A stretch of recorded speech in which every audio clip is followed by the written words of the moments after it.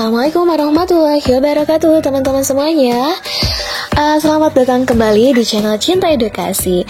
Teman-teman, gimana persiapannya untuk pendaftaran P3K tahun ini?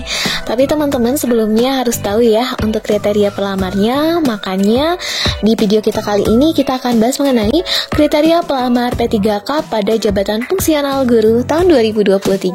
Tapi sebelumnya, buat teman-teman yang belum subscribe, silahkan subscribe dan jangan lupa untuk aktifkan notifikasinya supaya teman-teman gak akan ketinggalan kalau saya bikin video terbaru.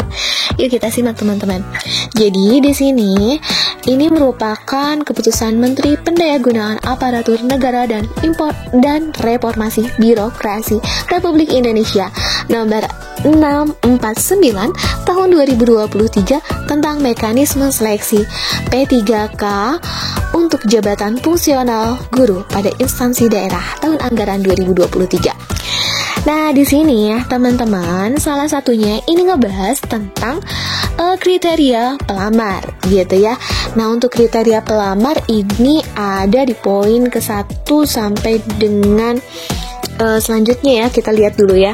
Kita berurutan dulu dari yang ke-1. Jenis penetapan kebutuhan P3K tahun 2023 ini untuk jabatan fungsional guru tahun anggaran 2023 meliputi kebutuhan khusus dan kebutuhan umum. Jadi ada kebutuhan khusus dan umum. Terus dari keputusannya yang kedua, kriteria pelamar pada kebutuhan khusus meliputi pelamar prioritas, ex-THK 2, dan di sini yang C-nya itu guru non aparatur sipil negara atau non ASN ya di sekolah negeri. Nah, itu di sekolah negeri ya teman-teman. Dan yang ketiganya, pelamar prioritas sebagaimana dimaksud pada diktum kedua, huruf A adalah peserta yang memenuhi nilai ambang batas pada seleksi P3K jabatan fungsional guru tahun 2021 dan belum pernah dinyatakan lulus pada seleksi P3K jabatan fungsional guru periode sebelumnya. Jadi di sini yang passing grade ya teman-teman, yang memenuhi nilai ambang batas. Nah, itu yang PG untuk yang poin A. Sementara yang B untuk ex-THK 2 dan yang untuk yang C itu tenaga honorer di sekolah negeri ya. Nah, yang keempat, ex-THK 2 sebagaimana dimaksud pada diktum kedua, huruf B adalah ex-THK 2 yang terdaftar dalam pangkalan database ex-THK 2 pada Badan Kepegawaian Negara atau BKN. Dan yang kelimanya teman-teman, guru non-ASN di sekolah negeri sebagaimana dimaksud pada diktum kedua huruf C adalah guru non-ASN di sekolah negeri yang terdaftar di data pokok pendidikan atau Dapodik Kementerian Pendidikan Kebudayaan Riset dan Teknologi dan memiliki masa kerja paling rendah teman-teman 3 tahun. Itu paling rendah. Kriteria pelamar pada dan yang keenamnya, kriteria pelamar pada penetapan kebutuhan umum meliputi lulusan pendidikan profesi guru, ini PPG. Jadi untuk pelamar umum tuh PPG ya teman-teman, yang terdaftar pada pangkalan database kelulusan pendidikan profesi guru di Kementerian Pendidikan Kebudayaan Riset dan Teknologi dan guru yang terdaftar di Dapodik Kementerian Pendidikan Kebudayaan Riset dan Teknologi. Oke, dan yang ketujuh, pelamar pada seleksi P3K jabatan fungsional guru tahun anggaran 2023 wajib memiliki kualifikasi pendidikan dengan jenjang paling rendah sarjana atau diploma 4 dan atau sertifikat pendidik dengan merujuk pada surat edaran Direktur Jenderal Guru dan Tenaga Kependidikan Kementerian Pendidikan Kebudayaan Riset dan Teknologi ya. Oke, next teman-teman.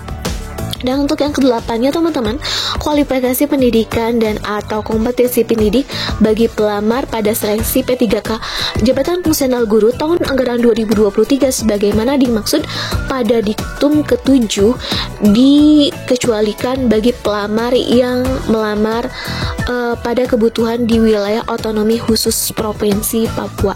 Jadi kalau untuk otonomi khusus Papua itu berbeda ya. Nah, yang kesembilan, kualifikasi pendidikan dan atau kompetensi pendidik sebagaimana dimaksud pada diktum ke-8 untuk guru pada taman kanak-kanak, sekolah dasar, pendidikan kesetaraan program paket A, dan bentuk lain yang sederajat paling rendah, lulusan pendidikan menengah atas atau sederajat dan telah mengikuti pendidikan guru selama 2 tahun. Ya.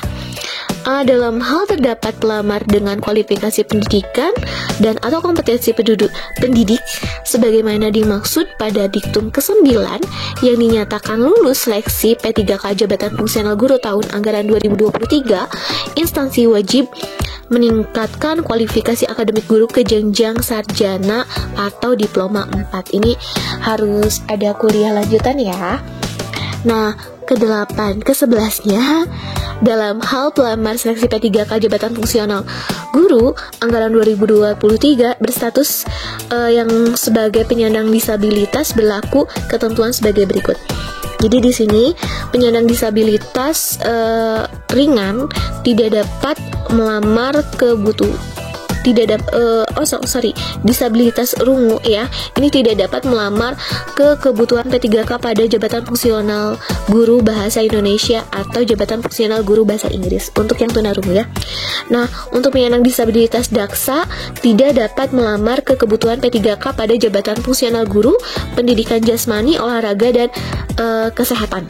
Penjaskes itu ya untuk yang tunadaksa. Sementara untuk yang penyandang disabilitas netra tidak dapat melamar ke jabatan fungsional guru. Ini seni budaya keterampilan. Dan ke-12 di sini pelamaran lowongan kebutuhan P3K Jabatan Fungsional Guru tahun anggaran 2023 ini didahulukan secara berurutan. Jadi prioritasnya adalah pelamar prioritas 1 ya yang passing grade atau memenuhi nilai ambang batas, keduanya XTHK 2, dan yang ketiganya adalah guru non ASN di sekolah negeri, baru ke pelamar umum. Pelamar umum itu teman-teman yang mempunyai sertifikat PPG dan di sini ini ya yang termasuk diktum ke-6 gitu ya.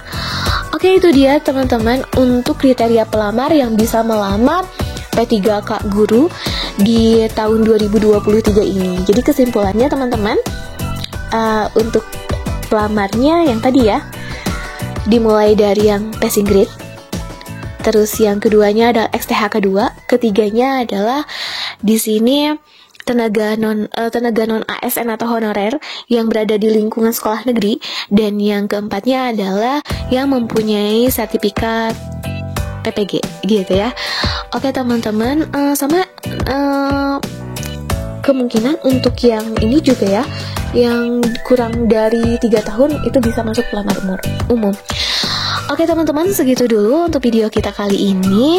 Oke, persiapkan segala sesuatunya, semoga sukses dan semoga dipermudah di segala sesuatunya teman-teman. Jangan lupa untuk like, subscribe, dan aktifkan notifikasinya serta share informasinya sebanyak mungkin supaya menjadi amal ibadah buat teman-teman semuanya gitu ya. Oke teman-teman, sampai jumpa lagi di video berikutnya. Wassalamualaikum warahmatullahi wabarakatuh.